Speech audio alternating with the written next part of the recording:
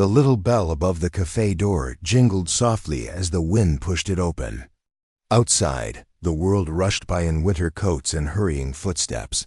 Inside, time slowed. The air was warm with the scent of pancakes and freshly brewed coffee. A waitress named Emma adjusted her apron and glanced up from the register. Her shift had just begun. Then she saw them. A man tall, sharp in a gray wool coat, clearly not from around here, walking carefully beside a little girl in a wheelchair. The girl looked about 7, her hands curled in her lap, her legs strapped in with gentle braces. Her dark curls framed her pale face like a halo. The man scanned the cafe, hesitant, unsure. Emma stepped forward, smiling. "Morning. Sit anywhere you'd like."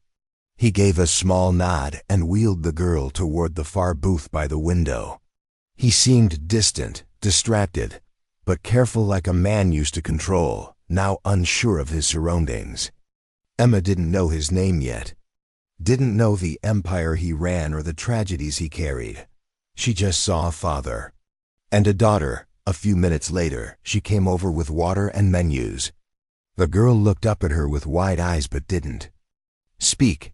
Emma crouched down, her voice soft. "What's your name, sweetheart?" The girl's lips barely moved. "Sophie," Emma smiled. "That's a beautiful name." The father, whose name was Matthew Blake, a tech millionaire known for being as ruthless in boardrooms as he was elusive in public, cleared his throat. "She can't feed herself. I usually. But I'm a bit. Could you?" He trailed off. Looking almost embarrassed, Emma looked at him, then at Sophie, and without hesitation, sat beside her. "Of course," she said gently. "We'll have pancakes, won't we, Sophie?" The girl smiled, the first of the morning, and Matthew just watched. He came back the next day, and the next, always at the same time. Always sitting at the same booth. He wasn't like the regular customers. He didn't talk much. He didn't take calls or check his phone. He just watched quietly as Emma fed his daughter, spoke to her with kindness, and slowly, over days, coaxed laughter out of her like sunlight through clouds. Emma was used to people being uncomfortable around. Disabilities she was used to. Pity to impatience. But she treated Sophie like any other child, sometimes silly, sometimes stubborn, sometimes brilliant. And Matthew noticed that one morning when Emma was helping Sophie drink her orange juice through a straw, he asked, "Why are you so good with her?" Emma shrugged. "I helped raise my sister. She was nonverbal, had cerebral palsy. People think disabled means broken. It doesn't, it just means different." He was quiet for a moment, then asked, "Where is she now?" Emma paused. "She passed 2 years ago." Something in Matthew's expression shifted. He didn't ask more. One evening, it snowed heavily. Matthew and Sophie didn't show up for 3 days. Emma worried. She realized how deeply she'd come to care for both of them. When they finally returned, Sophie looked tired. Emma knelt beside her like always, brushing hair from her cheek. "She had a fever," Matthew said. "She's okay now." "You could have called," Emma said before realizing how familiar her tone had become. "I don't have your number," he replied quietly. She blushed. Sophie giggled. From that day on, Matthew stayed longer. He began asking Emma questions, not about food or Sophie's needs, but about her. Her life, her dreams. Emma told him about nursing school, how she had to drop out after her sister's condition worsened. How she never went back because life kept getting in the way. Bills, rent, grief. He listened. Really listened. One afternoon, Sophie insisted on showing Emma her drawings. Shaky crayon lines of stars and hearts. A big figure with long hair standing beside a smaller girl in a wheelchair. "That's you," she told Emma. "You're my best friend." Emma's heart broke open in the best way. She hugged Sophie tightly. Matthew stood nearby, holding something back in his eyes. Something unspoken. Something that had been locked away since his wife died during childbirth. The guilt, the pain, the helplessness. Sophie was born with complications. And though he had money, houses, power, he never knew how to heal. Until now.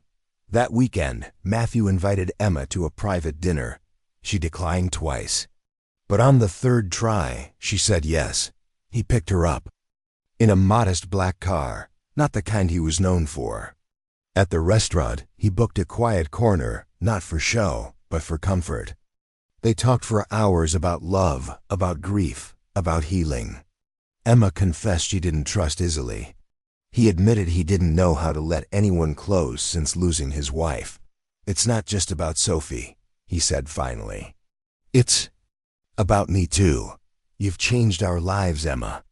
She looked at him, not as a billionaire, but as a man trying to be whole. "I just showed up," she replied. "That's all." "No," he said. "You saw us, that's everything." Months passed. Emma began spending more time at their home. Sophie flourished, her speech improved, her laughter became louder. She started painting, reading more. And Emma enrolled back in school, this time with a full scholarship, anonymously paid. But she knew who it was. One morning, as she fed Sophie breakfast, Matthew sat across the table, watching them like he always did. But this time, he wasn't distant. He was part of it. A family. He reached into his coat, pulled out a small box, and placed it on the table. Emma opened it. A simple necklace, a silver charm shaped like a star. She said, "You're her star," Matthew said. "And now so do I." Tears welled up in her eyes. 1 year later, Sophie walked assisted, but steady down the aisle at their wedding. Guests cried. The wind carried laughter. Life had a strange way of rewriting the script. Matthew Blake, once an untouchable tech mogul, found the most priceless thing he ever owned wasn't a company or a stock, but a family made of second chances. Emma, a waitress who thought the world had forgotten her, became the light that brought healing into a broken man's home. And Sophie, the girl who once stared silently at her pancakes, now laughed loudly at the table, holding the hands of two people who refused to give up. In a world full of noise, sometimes the smallest kindness changes everything. And sometimes, the one watching quietly becomes the one whose life is changed forever.